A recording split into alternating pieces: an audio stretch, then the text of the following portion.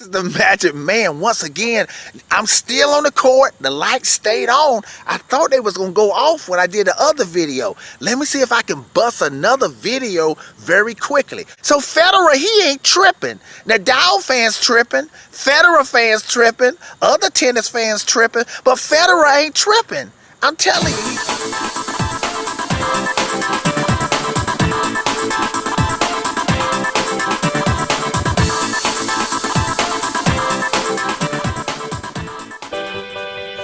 Magic Man, tennis preacher, prophet, and the psychic, coming back at you again with another video. Oh, okay, people, I want to respond to one of the commenters. I think it's Purple and Gold. He's a Laker fan. Mr. Purple and Gold, hey man, I want to give a shout out to you. I'm out here in Southern California, right here in LA.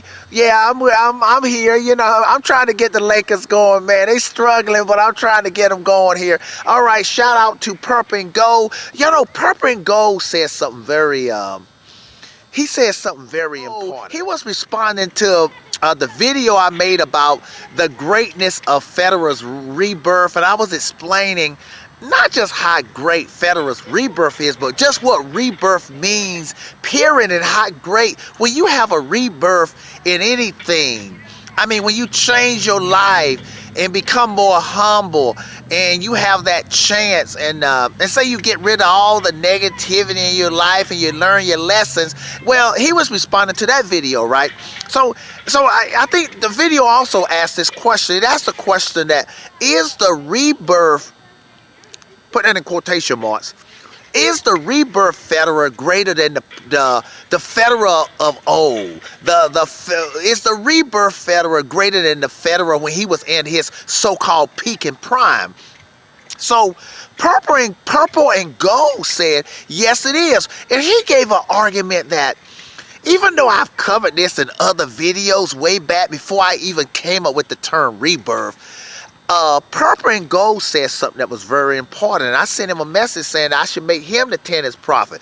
He gave a very good argument. He said that the rebirth is greater than the rebirth Federer is greater than the Federer back in his prime, that 2006 Federer, because he said, this is the reason he gave. He said that if Federer in his prime, say if he would have beaten Nadal, even if he would have beaten Nadal all those times, and say if Federer would have got rid of, say if he would have had a better head-to-head with Nadal, Purple and Gold said this here. He said that people would have still said that, even if Federer had 27 majors, they would have said Federer is not as great as people think because he didn't have competition. So the rebirth, so what Purple and Gold was saying is that the rebirth, I've been telling people this for the last, ever since I started my channel.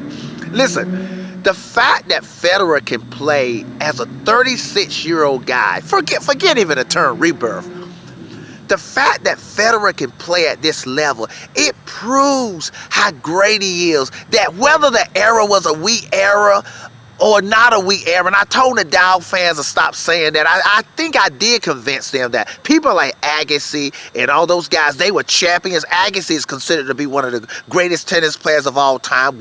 He ain't the greatest, but he got 8 majors. Leighton Hewitt has 2 majors, and most of the people Federer played had at least 1 major, 70% of them. So I told the Dow fans to stop saying that weak era thing.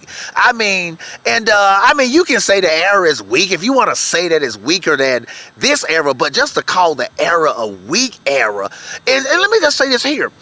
Even if it was a weak era, this is what I'm telling people, I give you that just for the sake of argument. I went purple and gold here. Even if it was a weak era, that don't mean Federer wasn't the GOAT, or wouldn't be the GOAT, wouldn't become the GOAT.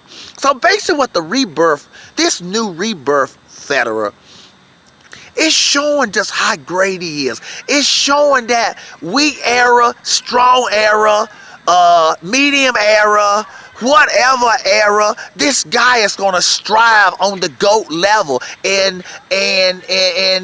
no matter what era it is, this guy is gonna still be top, tip top. #1 top. So I just want to once again give a shout out to Purple and Gold for making that argument. Now, people, I was thinking of something else here. This is sort of like the same thing here. I mean, along the same lines. People, you know what? I'm the only one that's saying this. People, listen. This Rebirth Federer, this new Federer, I'm telling y'all, man, I'm telling y'all, I'm the only person that believes. Even the Federer fans don't believe this. I'm the only person that believes that Federer has a good chance of beating Nadal on clay if he plays. And the reason I'm saying that, see, people got to understand something. I'm not saying this just because of Federer. I know what Rebirth does.